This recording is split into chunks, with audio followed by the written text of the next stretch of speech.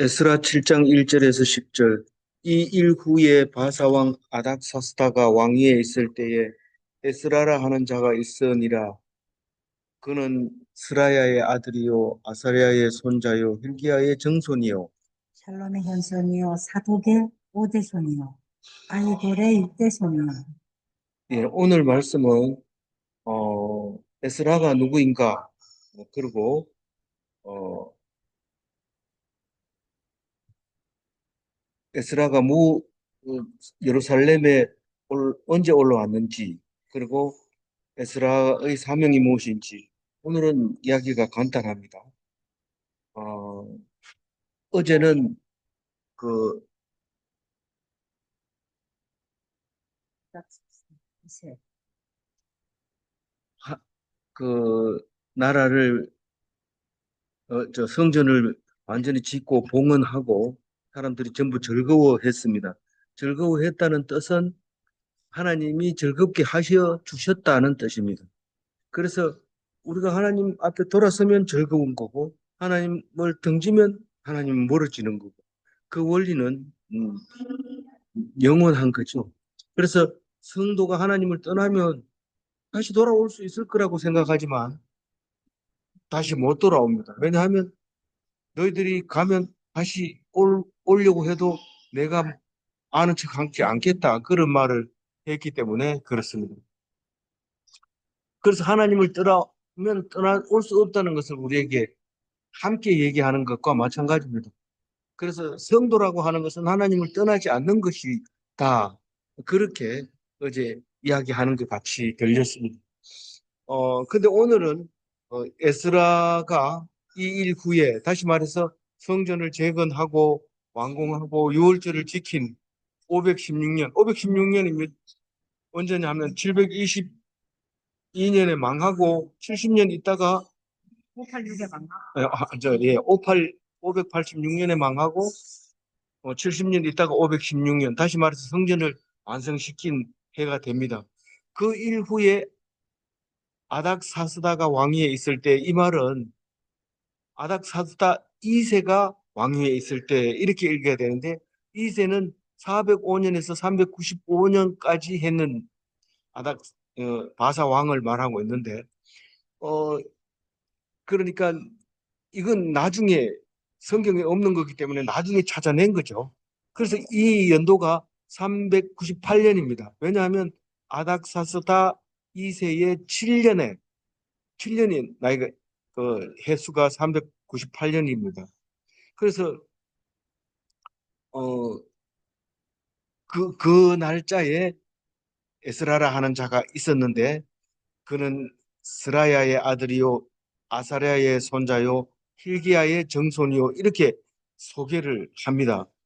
그러니까 어, 에스라는 누구의 아들이라고요?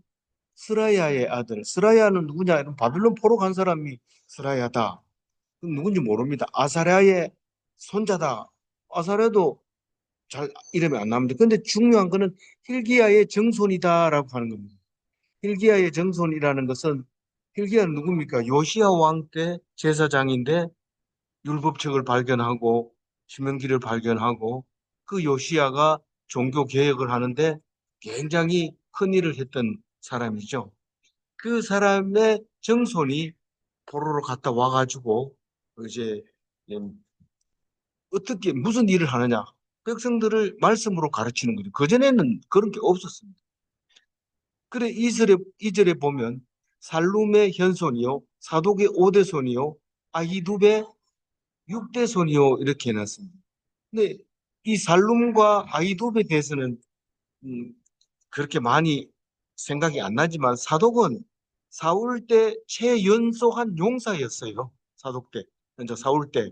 그랬지만 다윗의 초기에는 아비아달과 같은 제사장으로, 아비아달과 사독과 이렇게 두 사람을 제사장으로 삼았습니다. 근데 압살롬이 반역할 때에 언약궤를 메고 온 사람입니다. 메고 오자고 얘기한 사람입니다.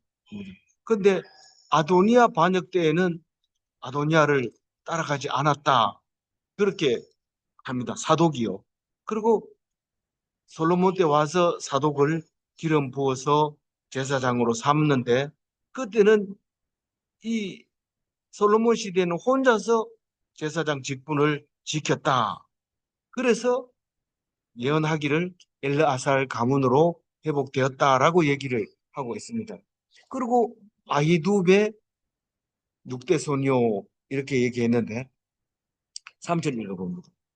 아마리아의 7대 손이요, 아사랴의 8대 손이요, 무라요의 9대 손이요, 그래서 이 아마랴, 아사랴, 무라리옷은 잘 모릅니다. 그러나 4절 한번 볼까요? 스라히아의 10대 손이요, 우시엘의 11대 손이요, 북기의 12대 손이요. 그 우시엘은 우시로 나오는데 역대상에 보면 우시로 나오는데 정확하게 어떤 제사장 역사는 잘 모릅니다. 5절 읽어볼까요? 아비수아의 13대 손이요, 비느하스의 14대 손이요, 엘르아살의 15대 손이요, 대제사장 아론의 16대 손이라. 여기서 비느하스는 잘 압니다.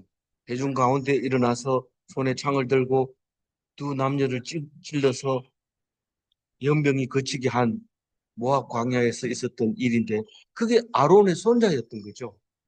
그 누구의 아들이었냐면 엘리아살의 아들이었는데 엘리아살은 아론의 네 아들 중에 세 번째 아들입니다. 첫 번째 아들과 두 번째 아들 나답과 아비후는 다른 불을 들이다가 즉사해버리고 맙니다. 그리고 셋째 아들 엘르아살이 그 대를 이어서 대제사장이 되고 그 동생 이다말도 둘이 제사장을 역임하게 되는 것을 볼 수 있습니다. 아론은 누굽니까? 모세의 형입니다. 6절 읽어볼게요. 어, 이 에스라가 예. 바벨론에서 올라왔으니 그는 이스라엘의 하나님 여호와께서 주신 모세의 율법에 익숙한 학자로서 그의 하나님 여호와의 도우심을 왕에게 구하는 것은 다 받는 자이라. 오늘 이 말씀을 읽어보면 굉장히 신학적으로 큰 말씀인 것을 알 수 있습니다. 바벨론에서 올라왔으니 이 말은 포로된 자들 가운데서 함께 돌아왔다 이런 뜻입니다. 그러니까 이스라엘의 후손이라고 얘기를 하고 있습니다. 그리고 특별히 올라온 사람들 중에서 율법에 익숙한 학자였다라고 얘기를 합니다. 그런데 11절에 오늘은 10절까지만 읽지만 11절에 가면 제사장직을 겸직하게 됩니다. 그러니까 제사장이면서 학자였던 거죠.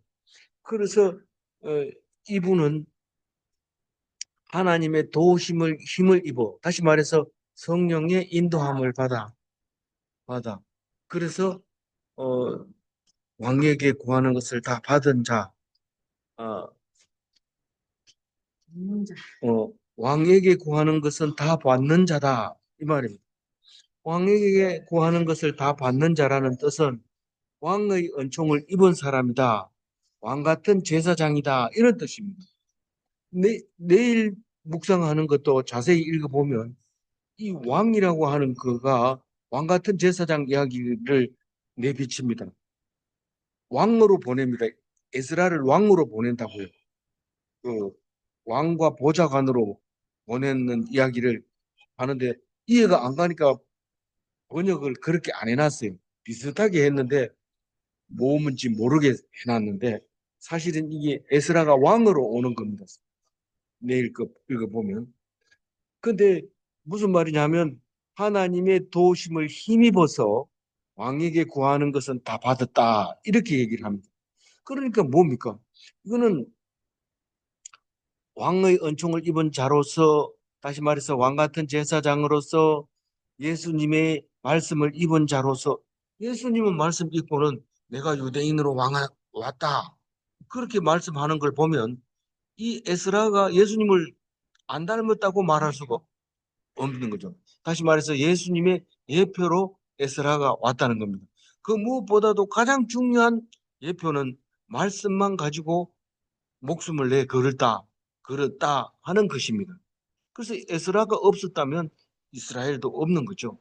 왕이 없으면 백성이 없는 거나 마찬가지로 에스라가 없었다면 모두가 없어진다는 그 얘기를 말하고 있는 것 같이 들립니다. 7절 읽어볼까요? 아닥사스다 왕 제7년에 이스라엘 자손과 대제사장들과 레위 사람들과 노래하는 자들과 문지기들과 느다님 사람들 중에 몇 사람이 예루살렘으로 올라올 때에 이게 몇 사람이라 했는데 숫자는 얼마인지 모릅니다. 근데 아닥사스닥 2세 7년입니다. 그럼 2세는 405년에서 395년 왕이 했으니까 그전에는 이게 없어가지고 엉뚱한 연도수가 나오는데 다시 해석해 보니까 398년 아까 나온 거를 다시 적습니다.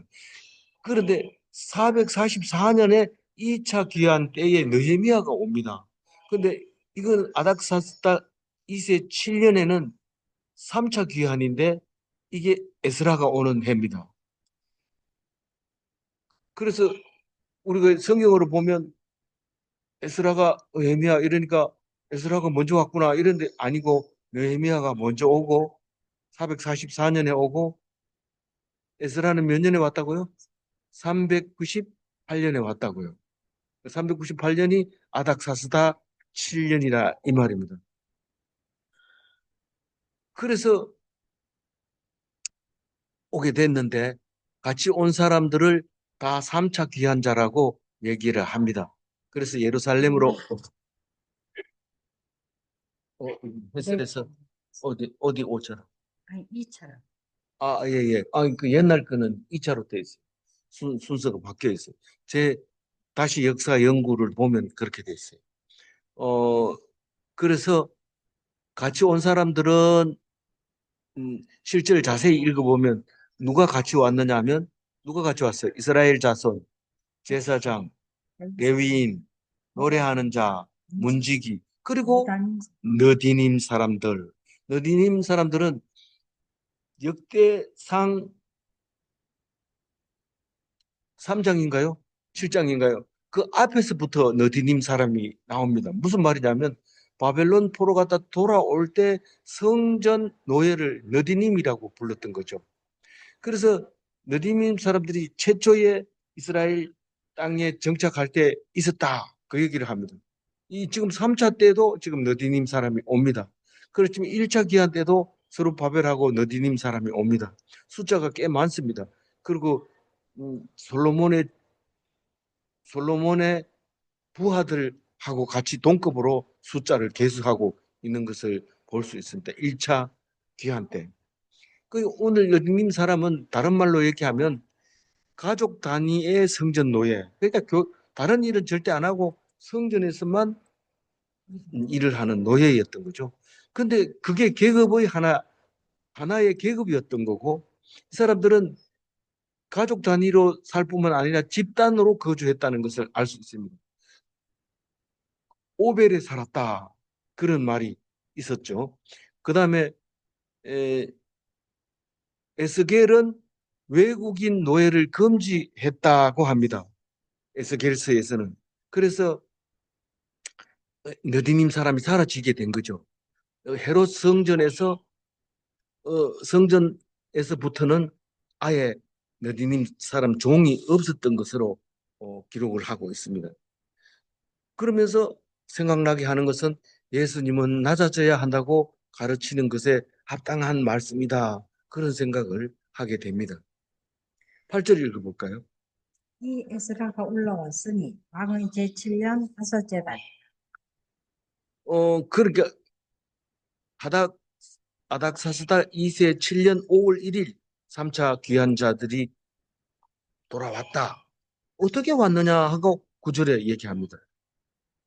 첫째 달 초하루에 바벨론에서 길을 떠났고 하나님의 선한 손에 도우심을 입어 다섯째 달 초하루에 예루살렘에 이르니라.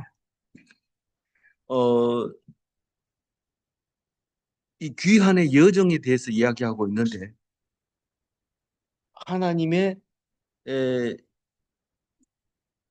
하나님이 지켜주신 5개월 다시 말해서 어, 군사도 없고 경호도 없이 5개월 동안 거쳐서 옵니다. 우리는 바벨론에 갔다 돌아왔다 뭐 이러니까 얼마나 걸리는지 모르지만 그 1000km 정도 되는데 5개월이 걸려서 오는 거죠. 그 얘기를 지금 하고 있는 겁니다.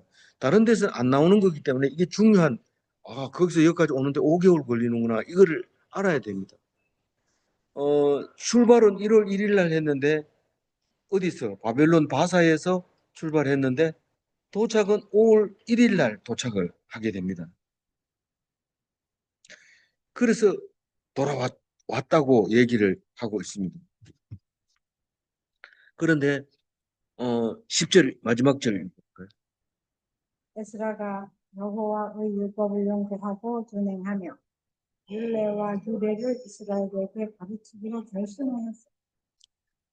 그래서 에스라의 사명은 뭐냐 이러니까 스스로 결심한 사명인데 사실 따져보고 보면 스스로 결심한 게 아니라 하나님이 주신 사명이라는 겁니다. 뭐냐? 율법을 연구하고 율법을 준행하고 율법과 규례와 법도를 가르치는 오직 성경, 솔라 스크립처, 그거를 얘기하고 있는 겁니다. 그래서 묵상교회는 오직 성경, 오직 믿음, 오직 은혜, 이 세 가지가 종교개혁 때 있었던 그 생각 그대로 이어받아져 오는 것을 알 수 있습니다. 10절 다시 한번 읽고 마무리하겠습니다. 에스라가 여호와의 율법을 연구하여 준행하며 율례와 규례를 이스라엘에게 가르치기로 결심하였다. 율법은 항상 연구해야 되고 그것을 지켜야 되고 가르쳐야 됩니다. 그게 율법입니다. 예수님은 말씀을 가르치고 치유하고 복음을 전한 3대 사역을 가지고 있었지만 사실은 율법 말씀만 가지고 있으면 이 세 가지 사역은 자동으로 이루어지게 돼 있는 거죠. 질문합니다. 에스라는 오직 말씀에 모든 것을 바쳤는가? 에스라는 예수님을 닮았는가? 기도하겠습니다. 하나님 감사합니다. 오늘 또 이렇게 멀리 와서 시간이 나서 묵상할 수 있게 해주셔서 감사합니다. 어수선한 분위기지만 그런 하나님 말씀은 변함없고 그 말씀 속에서 우리에게 하시는 말씀은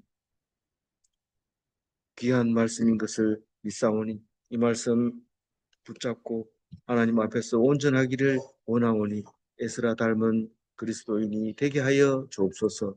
감사하옵고 우리 주 예수 그리스도 이름으로 기도 올리옵나이다. 아멘.